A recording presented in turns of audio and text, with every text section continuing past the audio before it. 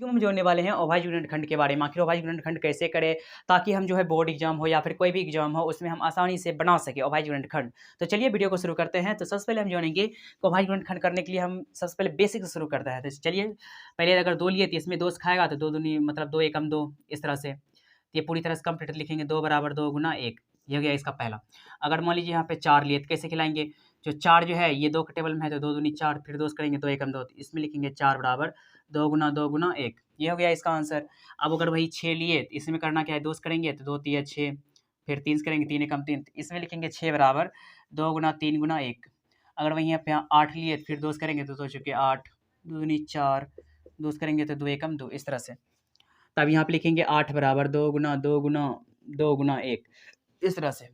अब हम जैसे कि यहाँ पे 8 हो गया, अब 10 ले लेते हैं यहाँ पे ऐसे करके 2 से, तो हो गया 5, यानी कि 10 बराबर लिखेंगे 2 गुना 5। ये हो गया इसका आंसर। अब ये तो हुआ पहला अंक का। अब हम जानेंगे 2 अंक वाले कैसे हम करेंगे उनके बारे में।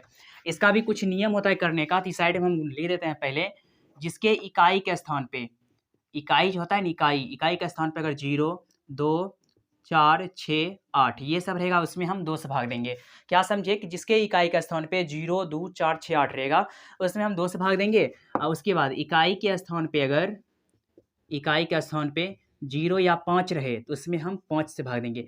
ये जो 2 गो नियम है ये बहुत ही इंपॉर्टेंट नियम है, क्योंकि ये दोनों जान गए तो आप कोई भी अभाज्य गुणनखंड करने के लिए बोलेगा तो ये आसानी से कर सकते हैं। और एक और नियम है, अगर हमने अंकों का योग 3 से विभाजित हो गया, अगर उस सबको जोड़ेंगे, अगर 3 के टेबल में आ जाएगा, जैसे कि मान लीजिए यहाँ पे लिखे 6 + 3, तो इसको जोड़ें तो हो गया 9। 9 जो है ये 3 के टेबल में है, तो इसका मतलब है कि ये जो है 3 से विभाजित होगा। ये था तीसरा नियम। अब हम इस पे कुछ क्वेश्चन लेते हैं और उन्हें हम जोड़ेंगे। कैसे बनाएंगे? जैसे कि मान लीजिए यहाँ पे लिए 20। अब इसके इकाई के स्थान पे है 0। जिसके इकाई के स्थान पे 0, 2, 4, 6, 8 रहे उसमें हम 2 से भाग देते हैं। या फिर इसमें एक और चीज़ है कि 0 या 5 रहे तो उसमें हम 5 से भाग दे सकते हैं। ये जो 20 है इसमें हम 5 से भी भाग दे सकते हैं और 2 से भी दे सकते हैं। तो चलिए हम 2 से पहले देते हैं। तो जब 2 से देंगे भाग तो 20 में जब 2 से भाग देंगे इस तरह से पहले लिख लेंगे। 20 जब इसमें 2 से भाग दे 2 एकम 2, इकट्ठा 0 नहीं खाएगा तो यहाँ पर भी 0, यहाँ पर भी 0 देके काट देंगे। कितना आया 10, तो यहाँ पर हम लिख देंगे 10। या फिर 20 का जो आधा है वो 10 ही होता है, तो इसलिए यहाँ पे डायरेक्ट 10। अब 2 से करेंगे तो 10 का आधा हो जाएगा 5, फिर 5 से करेंगे तो 5 एकम 5। अब इसमें हम क्या जोड़ें कि 20 जो है देखिए यहाँ पे, जब यहाँ पे 0 था तो इसमें हम 2 से भाग दिए, आया 5। 5 है तो जिसके इकाई का स्थान पे 0 या 5 रहे उसमें हम 5 से भाग देते हैं। तो जब 5 से भाग दिए तो आ गया 1। तो यहाँ पे लिखेंगे 20 बराबर 2 गुना 5 गुना 1। ये हो गया इसका आंसर। अब जैसे कि ये तो 20 ले लिए, अब लेते हैं 40। मान लीजिए 40 है, इसको जब करेंगे जिसके इकाई का स्थान पे 0, 2, 4, 6, 8 रहे उसे हम 2 से भाग देते हैं। इसमें हम 2 से भी दे सकते हैं, 5 से भी दे सकते हैं। तो 2 से देंगे तो 40 का आधा हो जाएगा 20, फिर 2 से करेंगे तो देख सकते हैं यहाँ पे किए हैं तो ये हो जाएगा 10, फिर 2 से करेंगे तो 5, फिर 5 से करेंगे तो 5 एकम 5। तो यहाँ लिखेंगे 40 बराबर 2 गुना 5 गुना 1। ये हो गया इसका आंसर। अब तो ये ले लिए कि सब 0 वाला ले रहे हैं, अब कुछ अलग भी लेते हैं। जैसे मान लीजिए 24 लिए, इसके इकाई का स्थान पे कितना है 4। ये जो है इकाई का स्थान ये है 4। तो जिसके इकाई का स्थान पे 0, 2, 4, 6, 8 है, यानी कि यहाँ पे जो आप देख रहे हैं 4, यहाँ पर भी 4 है। इसका मतलब है क्या कि इसमें हम 2 से भाग दे सकते हैं। जब इसमें हम 2 से भाग देंगे तो 24 का आधा हो जाएगा 12, फिर 2 से देंगे तो 6, 12 का आधा 6, फिर 2 से देंगे तो 3 6। ये हो गया इसका आंसर। इसे हम लिखेंगे इस तरह से 24 बराबर 2 गुना 3। ये हो गया इसका आंसर। ये सब था छोटा मोटा। अब हम जानते हैं थोड़ा बड़ा वाला। जैसे कि मान लीजिए यहाँ पे लिखे हैं हम 100, ये 3 अंक का है, तो इसे हम कैसे करेंगे उनके बारे में समझते हैं। सबका सेम टू सेम कंडीशन और नियम होता है। जैसे कि यहाँ पे आप देख सकते हैं कि 0 है, तो 0 है तो अगर 0 रहे यहाँ पर भी 0 है तो इसमें 2 से और इसमें 5 से, यानी कि कहने का मतलब कि इसमें हम 2 से भी दे सकते हैं और 5 से भी दे सकते हैं। जब 2 से देंगे भाग तो एक है 100 का हो जाएगा 50, फिर 2 से देंगे तो 50 का था 25, फिर 5 से देंगे तो 25 25। ऐसा क्यों किए कि 5 से दे दिए? क्योंकि जिसके इकाई के स्थान पे 0 या 5 रहे, यहाँ पे हम लिख दिए हैं कि इकाई पे 0 या 5 रहेगा तो उसमें हमें 5 से भाग देना है। तो इसमें हम 5 से भाग देंगे तो इसका जो आंसर है वो हो जाएगा 5। तो लिखेंगे तब हम यहाँ पे 100 बराबर 2 गुना 5 गुना 5। ये हो गया इसका आंसर।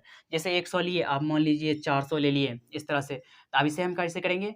यहाँ पर भी देख सकते हैं कि 0 है तो इसलिए इसमें 2 से दिए तो हो गया 200, फिर ये हो जाएगा 100, फिर 2 से करेंगे तो हो जाएगा 50, 50 हो गया, फिर 2 से करेंगे तो हो जाएगा ये 25, 5 के टेबल में है 25 25, इसलिए ये भी पूरी तरह से कंप्लीट लिखेंगे। तब 400 बराबर 2 गुना 2 गुना 2 गुना 2 गुना 5 गुना 5, इस तरह से ये हो गया इसका आंसर।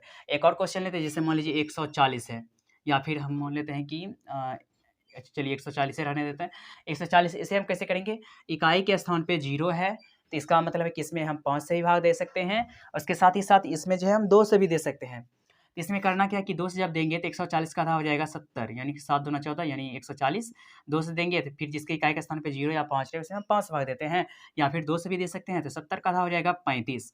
फिर इसके इकाई का स्थान पे है 5, जिसके इकाई के स्थान पे 0 या 5 है उसमें हम 5 से भाग देते हैं, यहाँ पे हम लिख चुके हैं। जब इसमें हम 5 से भाग देंगे तो हो जाएगा 5 सते 35, ये हो गया इसका आंसर। अब जो 7 है ये है अभाज्य संख्या, और इसमें एक और स्वयं से ही भाग लगता है, यहाँ पे लिखेंगे 140 बराबर 2 गुना 2 गुना 5 गुना 7, ये हो गया इसका आंसर। ये था 3 अंक तक का। अब हम जोड़ेंगे 4 अंक वाला, कैसे बनाएंगे उनके बारे में। जैसे मान लीजिए सपोज डैट यहाँ पे लिख दिए हैं हम 1000, ऐसे है, इससे भी घबराने की कोई ज़रूरत नहीं है। इसमें भी इकाई के स्थान पे देख रहे हैं कि 0 है, तो 2 से भाग देंगे, तो 2 से देंगे तो 1000 का आधा हो जाएगा 500, फिर 2 से देंगे तो 500 का आधा 250, फिर 2 से देंगे तो ये हो जाएगा 125, फिर 5 से अगर देंगे जिसके इकाई के स्थान पे 0 या 5 है उसमें हम 5 से भाग देते हैं, तो 5 दूना 10, 25 25, यानी कि 25 25 125, फिर 5 से देंगे तो 25 25, ये हो गया इसका आंसर। अब लिखेंगे हम 1000 बराबर 1 2 3, 3 को 2 है तो 2 2 2, 3 को 2 लिख दिए, 1 2 3 को 5 है तो 3 को 5 भी लिख देंगे यहाँ पे, इस तरह से 3 को 5 लिख दिए, यानी 1 2 3 कंप्लीट हो गया, ये हो गया इसका आंसर। जिससे मान लीजिए यहाँ पे 2000 ले लिए, इसका भी उसी तरह से बनाएंगे, 2 से करेंगे तो ये हो जाएगा 1000, फिर 2 से करेंगे तो हो जाएगा 500, फिर 2 से करेंगे तो 500 का आधा हो जाएगा 250, फिर 2 से करेंगे तो 250 का आधा हो जाएगा 125, फिर इसमें 5 लगेगा तो 25 25, यानी 25 25 125 होता है, फिर 5 से 25 25, इस तरह से।